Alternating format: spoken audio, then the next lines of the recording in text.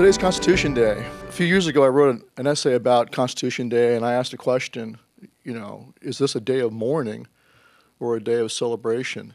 Because our Constitution's under relentless assault. And one other writer online actually said the Constitution's dead. It's been shot in the face by a shotgun. It's DRT, dead right there. And he's got a point.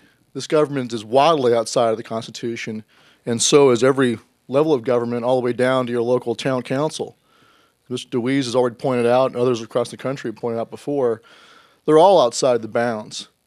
But when asked that question, I say no, the Constitution still lives because it still lives inside of our hearts.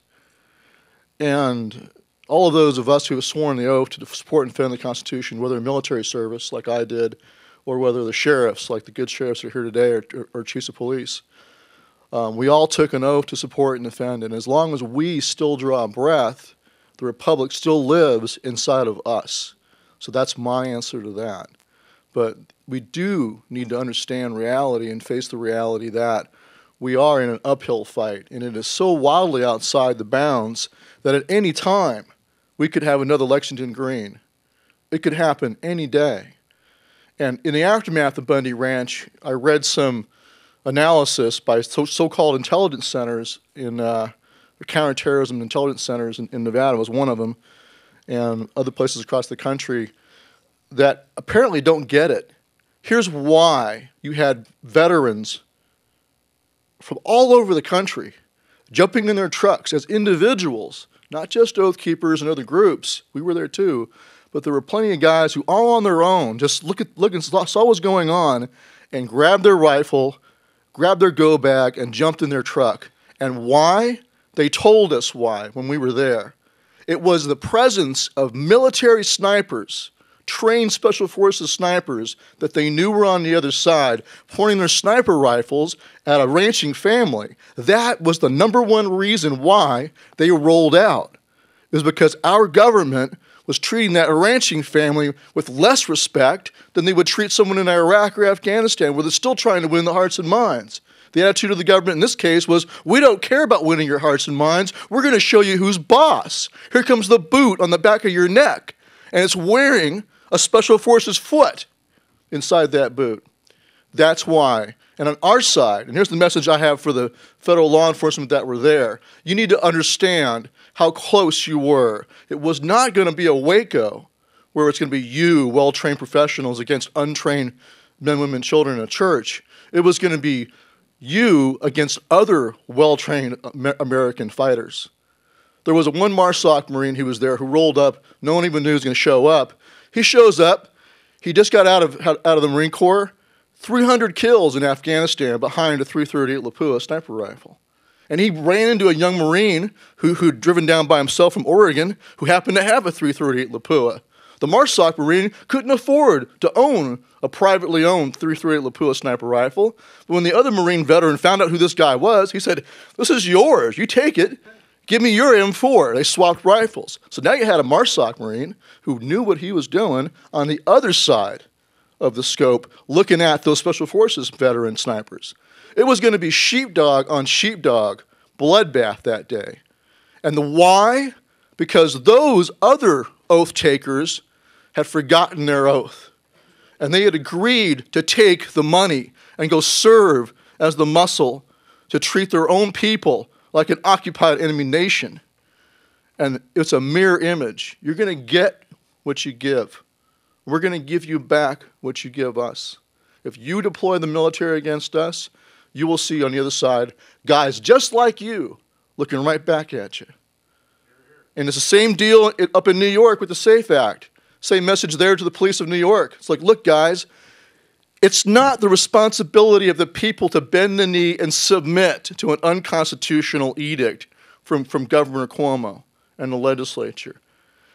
You can't tell them, all these oath-sworn veterans, many of whom left brothers on the battlefield, you cannot tell them that in order to avoid violence here at home, you must submit. Bend the knee to the king. Bend the knee and bend your children's knees too. It's not their responsibility to avoid violence, to avoid sheepdog on sheepdog in New York. The responsibility is on the police, the sheriffs, and the deputies of New York to do what's right and refuse to obey those unlawful orders. That is the responsibility. That's the check. That's the safety valve. It's not in submission.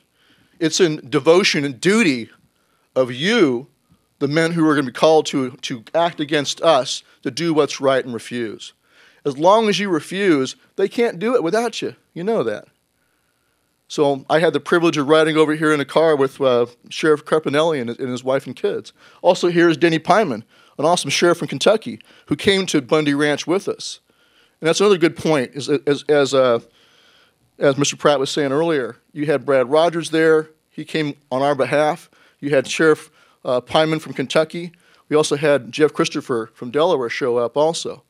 So if we're a bunch of radical, anti-government, crazy cop killers, why were there police officers standing right there with us?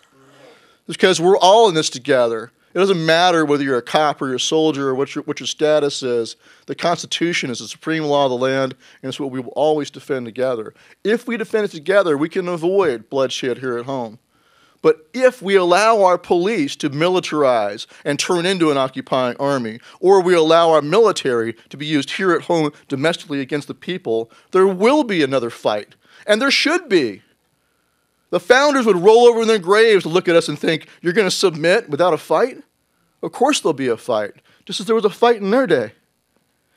Just as there was a fight on Iwo Jima and Normandy. We will fight if we have to. But if you do what's right, if you understand your oath, and if you simply respect and obey the Constitution, we don't have to go there. But don't fool yourselves. Don't listen to Southern Poverty Law Center and other nonsense that, oh, we can't tell why they went down there. There's all kinds of crazy crackpot theories. No. It was snipers. It was militarized contractors looking like they just came out of Afghanistan or Iraq. And it was the violation, plain violation of the First Amendment, the big reason why guys showed up. Those ridiculous First Amendment areas where they're told you can have free speech inside this box. Of course, everyone ignored them. All the cowboys there, to their credit, ignored that nonsense. They said, we're not going to comply with that. But that ticked off a lot of veterans. Because they said, what am I fighting for? What did I go and fight for? And one more message for the feds out there. I want you to take a good, hard look at who showed up.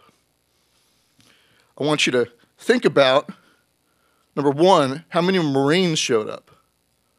And I was Army Airborne, and I'm very proud of that. But I'll tell you what, you got to give credit where credit's due. The Marines showed up en masse.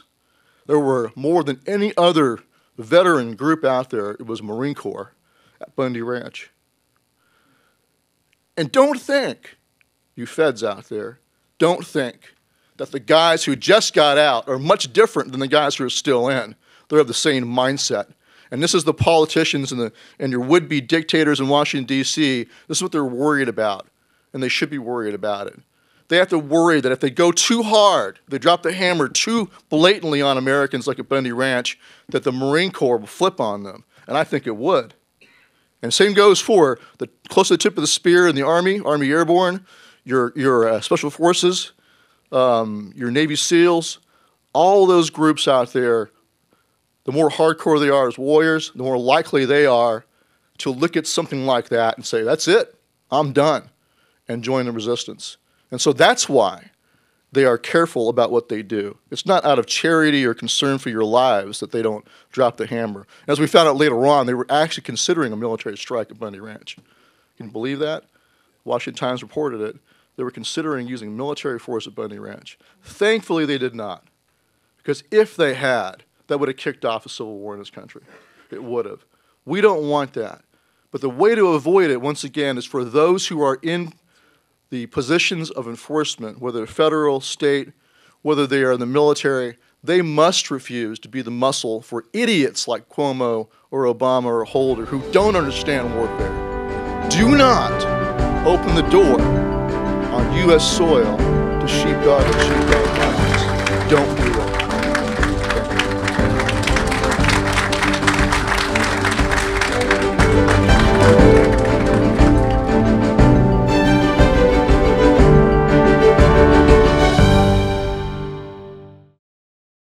This is former Sheriff Richard Mack. Thank you so much for watching these timely speakers documenting solutions from modern-day heroes. This movement cannot be successful without the support of the American people. That's where you come in. These conference videos prove that the work we are doing is absolutely making a difference. It is the solution. Donate today at CSPOA.org.